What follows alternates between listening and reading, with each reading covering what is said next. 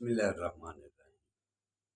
السلام علیکم میرے دوستوں، میرے برخورداروں، اٹھو، اٹھ کر نوافل بھی ادا کرو اور فرائض تکبیر اولیٰ کے ساتھ پڑھا کرو۔ سنتوں کی بھی بار بار کہتا ہوں کہ پابندی کیا کرو، خاص طور پر عصر اور عشاء۔ سستی مت کرو۔ اگر آپ اللہ کے اور اللہ کے حبیب کے نزدیک ہونا چاہتے ہیں تو سنتوں کی پابندی کرو۔ نماز ادا کرنے کے بعد یا والی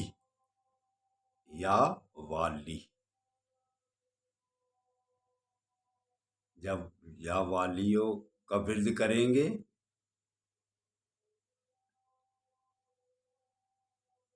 انشاءاللہ تعالی آفتوں سے، پریشانیوں سے محفوظ رہو گے۔ نماز پڑھنے کے بعد، اللہ کے ناموں کا ورد کرنے کے بعد، پھر آقا صلی اللہ علیہ وسلم درود و سلام کی کثرت کیا کرو۔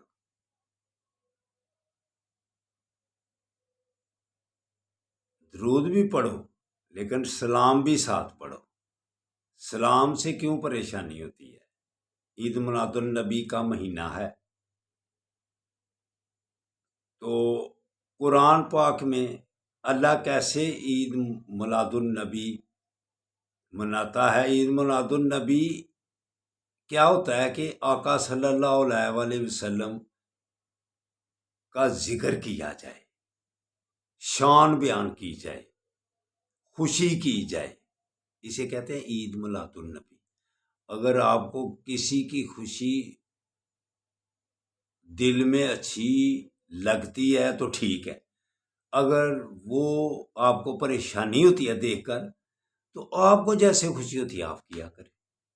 جیسے آپ اپنے کاروبار کی، اپنے بچوں کی خوشی کرتے ہیں، ظاہر ہوتا ہے کہ نہیں؟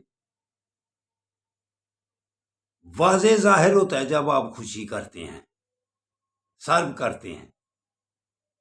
اس لیے دوستوں، برخورداروں، واضح ظاہر ہونا چاہیے کہ آپ عید میلاد النبی کی خوشی کر رہے ہیں، جیسے اللہ پاک کرتا ہے۔ تیسرا سپارہ کھول کے دیکھ لینا آج ہی، تیسرا سپارہ کہہ رہا ہوں، آخری صفحے پر آیت نمبر 80۔ جب اس کا مطالعہ کرو گے نا، آپ کی آنکھیں کھل جائیں گی کہ اللہ کیسے عید میلاد النبی منا رہا ہے۔ پہلے کہہ رہا ہے آقا صلی اللہ علیہ وسلم کو دنیا سے تشریف لانے سے پہلے، دیکھو نا، اللہ کو پتا ہے کہ آخر پہ بھیجنا ہے اپنے سونے حبیب کو، لیکن پہلے کہہ رہا ہے، نبیوں کو حکم دے رہا ہے کہ جب آپ کو نبوت دی ہوئی تو میرا یہ حبیب آپ کے بیچ میں آ جائے تو سب کچھ چھوڑ چھاڑ کر ان کی باتیں ماننی ہے۔ یہ میلاد نہیں ہے تو اور کیا ہے؟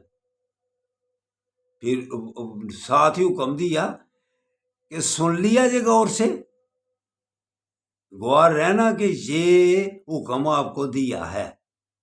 تو میں کہہ رہا ہوں کہ ان کی باتیں ماننا، سٹینڈ روز ہونا، اپنا آپ سب چھوڑ دینا، ان کی باتیں ماننا۔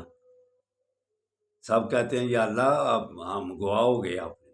پھر تیسرا کہ خود اللہ کہہ رہا ہے کہ اب آپ کے اوپر خود بھی گواہ ہو گیا ہوں کہ تمہیں حکم دیا تھا کہ ان کی اپنی باتیں ساری چھوڑ دینی ہیں، ان کی ماننی ہے۔ ترجمہ پڑھ لیں ذرا۔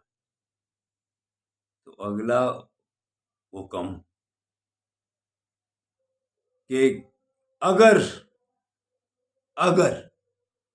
اس بات سے پیچھے رہے، یہ ہمیں سمجھانے کے لیے آتے ہیں، مگر نہ اللہ کو پتا ہے، ہر نبی کو پتا ہے کہ سونا حبیب آخر پہ آئے گا، حرام ان کی باتیں مانیں گے۔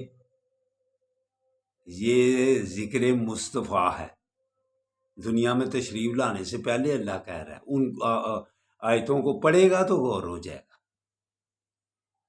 جب پھر قرآن پاک میں یہ اللہ کہہ رہا ہے یا ایھا الذین آمنوا صلوا علیہ وسلموا تسلیما،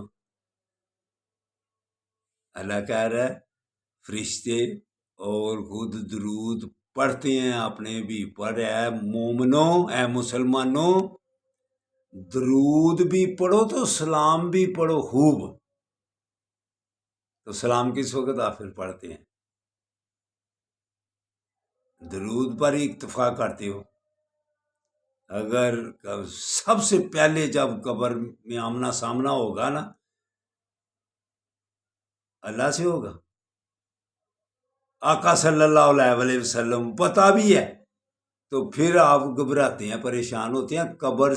قبر میں اگر پہچان کرنی ہے تو آقا صلی اللہ علیہ وسلم پر درود و سلام کی کثرت کیا کرو، ہچکچایا مت کرو کہ ایک دفعہ پڑھ لیا، دو دفعہ پڑھ لیا اور چپ کر کے پڑھ لیا کسی کے سامنے، اور کسی کے سامنے بھی پڑھ لے، کچھ نہیں ہوتا، پہچان آ جائے گی۔ اللہ پاک قرآن پاک میں فرماتا، کسی نعمت کا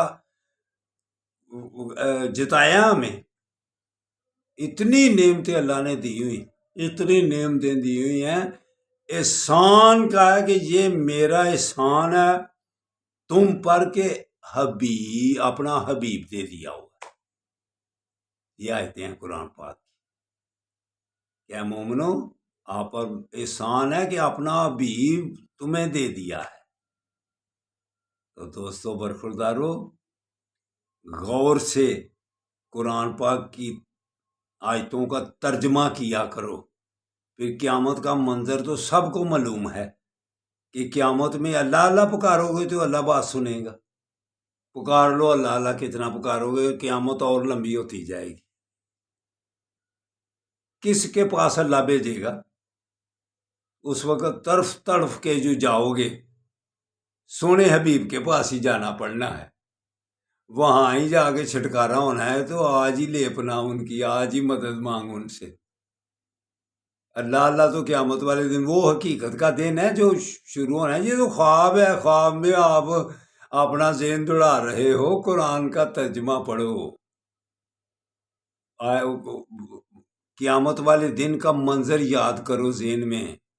اللہ اللہ پکارنے سے اللہ پھر اس وقت یا تو سنو حقیقت کا دن شروع ہو گیا، اللہ اللہ پکارے تو اللہ بھی سامنے آ گیا، تو قیامت کا منظر اب غائب ہو گیا ہے، تو اب اللہ آپ کی باتیں سننے لگا ہے۔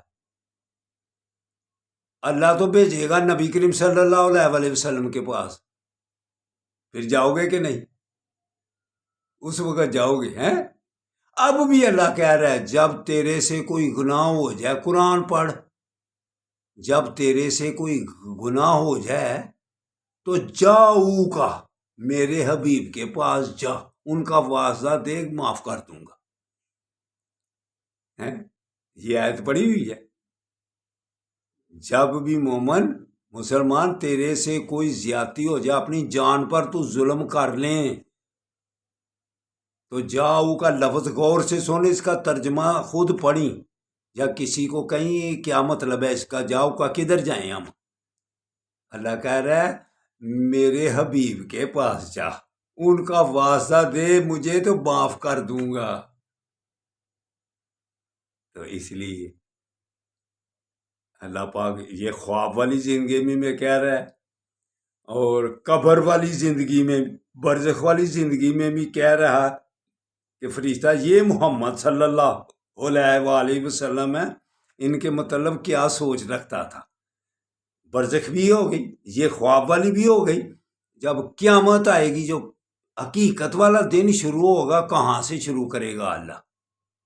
آقا صلی اللہ علیہ وسلم کے راستے پر ان کے پاس بھیج کر، ان کے قدموں میں بھیج کر، سب تڑف تڑف کر پھر آرام سے جائیں گے، تڑف تڑف کا پسینے میں شرابور ہو کر، جب پھر پتہ چلے گا آقا صلی اللہ علیہ وسلم کی حقیقت کا، حیثیت کا،